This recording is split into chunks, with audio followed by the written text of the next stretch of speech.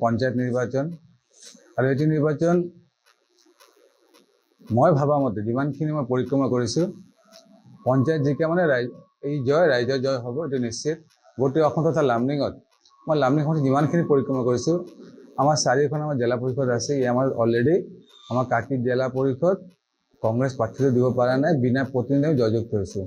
ইয়াৰ উপৰি আমি লামডিঙত 3টা এপি সদস্য আমি জয়যুক্ত হৈছোঁ। ইয়াৰ উপৰি কমেও 20% ৱাৰ্ডৰ সদস্য কংগ্ৰেছে ভেটি ইমান দুৰ্বল, বিনা প্ৰতিনিধি আমি জয়যুক্ত হৈছোঁ। তাকে আমি আশাবাদী আমাৰ চাৰিওটা জিলা পৰিষদ জিকিব, সকলো আমাৰ এপি সদস্য জিকিব, ৱাৰ্ড মেম্বাৰ জিকি আহিব। এইটো কেৱল লামডিং বুলি নহয়, গোটেই অসমত ৰাইজৰ জয় হ'ব। ভাল খবৰ এটা মই ভাবোঁ আমাৰ লাষ্ট 9 years যে আমাৰ যাত্ৰা পলিটিকেল যাত্ৰা ইয়াত আমাৰ ডাঙৰ এটা সাফল্যতা পাইছোঁ যে এছাম আমাৰ নিয়াৰ এবাউট এভাভ 3500 ভোটাৰ যিসকলে সদায় কেতিয়াবা এছেম্বলি কেতিয়াবা পাৰ্লামেণ্ট তেওঁলোকে ভোট প্ৰদান কৰি আহিছিল, কিন্তু তেওঁলোকে না পঞ্চায়ত না পৌৰসভা তেওঁলোকে ভোট প্ৰদান কৰাৰ অধিকাৰ নাছিল। এইটো আমি বিশেষকৈ আমি অনুভৱ কৰিছোঁ। যেতিয়া COVID-19 হৈছিল তেতিয়া আমি অনুভৱ কৰিছিলোঁ। তো মা কামাখ্যাৰ আশীৰ্বাদত আমি এতিয়া আফটাৰ ডিলিমিটেশ্যন হ'ল কমেও 3500 অধিক আমাৰ জ্যেষ্ঠ যুৱক যুৱতী পুৰুষ মহিলাক আমি এইবাৰ পঞ্চায়ত নিৰ্বাচন তেওঁলোকক মৌলিক অধিকাৰ সাব্যস্ত কৰাৰ অধিকাৰখিনি পাইছোঁ। তাৰ কাৰণে মই ভাবোঁ এইটো আমাৰ কাৰণে ডাঙৰ এটা এচিভমেণ্ট। পচান নাই মতো তেওঁলোকে সাংগঠনিক ইমান দুৰ্বল, কংগ্ৰেছ হওক ADF হওক, যে ৰাইজে অৱগত হৈছে যে এই দুটা দলকে এটা সময়ত আঞ্চলিক দল বা ৰাষ্ট্ৰীয় দলক ৰাইজে আশীৰ্বাদ দিবলৈ তেওঁলোকক মানে ৰাজনৈতিক অধিকাৰ দিয়া হৈছিল, কিন্তু ৰাইজক তেওঁলোকে ইমান ঠগিছে।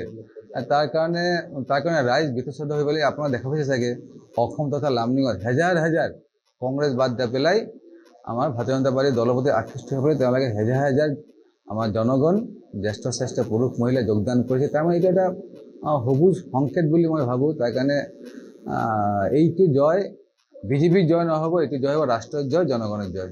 চবকে প্ৰথম হ'ল নতুন ভোটাৰ মতলব যে তেওঁলোকে আজিকালি আমাৰ যে উঠি অহা প্ৰজন্ম ল'ৰা ছোৱালী যুৱক যুৱতী বহুত তেওঁলোকৰ টেলেণ্ট। ভাৰত ৰাষ্ট্ৰৰ কি পৰিৱেশ আছিল, বৰ্তমান ভাৰত ৰাষ্ট্ৰ ক'ত গৈ পালে, তাকে নতুন ভোটাৰ তেওঁলোকে বুদ্ধিমান হয়, বুদ্ধিমতী হয়। তেওঁলোকে ভাৰতীয় জনতা পাৰ্টি বা ৰাষ্ট্ৰৰ লগত আছে থাকিব। আৰু মোৰ এটা আহ্বান থাকিল আপোনাৰ যোগেদি গোটেই অসম বা লামডিঙবাসী ৰাইজত, ভোট দিয়া নিদিয়া এইটো মৌলিক অধিকাৰ হয়। ভাৰতীয় জনতা পাৰ্টি আমি কেতিয়াও বলপূৰ্বক ভোট বা আশীৰ্বাদ আমি ৰাইজৰ পৰা বিচৰা নাই। বিকশিত ভাৰত, বিকশিত অসম, সেই নিমিত্তে যোৱা 9 বছৰ আমাৰ অসম চৰকাৰৰ যোগেদি কিমান আমি লাভালাভ হৈছোঁ ৰাইজে অৱগত। আপোনালোকে দেখা পাইছে সকলো আমাৰ যেতিয়া নিৰ্বাচনবিলাক হয় ৰাইজ আমাৰ লগত আছে। তাৰ কাৰণে এতিয়া আমাৰ গৌৰৱ। আৰু মোৰ আহ্বান থাকিল সকলো ৰাইজৰ প্ৰতি যে ভোট দিয়া নিদিয়া এইটো আমাৰ যিহেতু মৌলিক অধিকাৰ, কিন্তু ভোটটো আপোনালোকে প্ৰদান কৰিব লাগে। 100% ভোট আমি সাব্যস্ত কৰিব লাগে।